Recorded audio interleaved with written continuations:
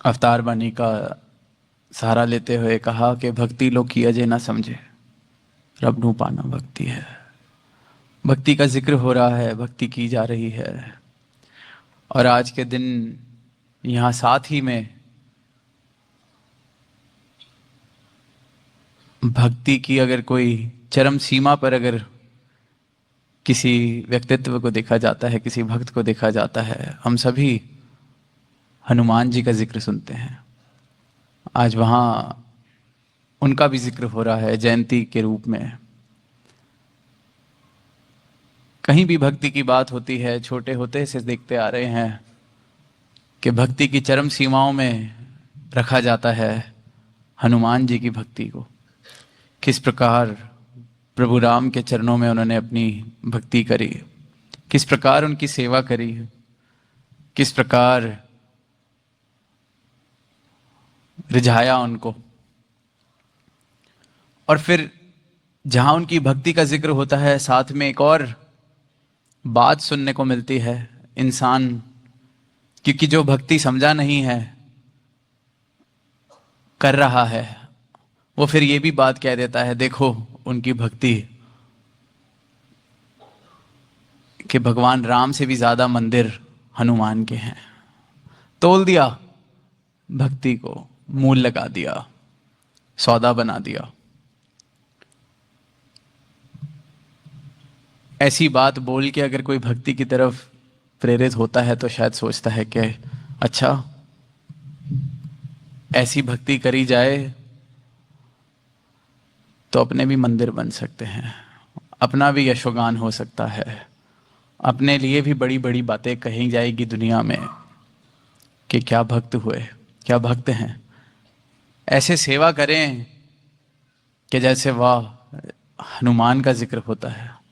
तोल दिया। इंसान हर चीज को करने से पहले नफा नुकसान, गणित, क्योंकि संसार से सीखा ही यही है, मन का काम ही यही है।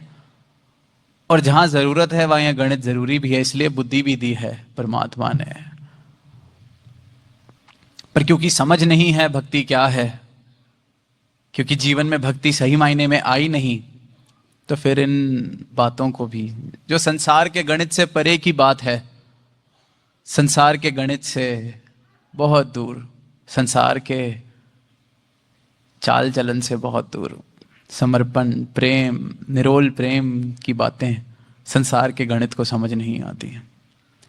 तो इसलिए इंसान कहता है कि देखो क्या भक्ति, राम से भी ज्यादा मंदिर इनके हैं।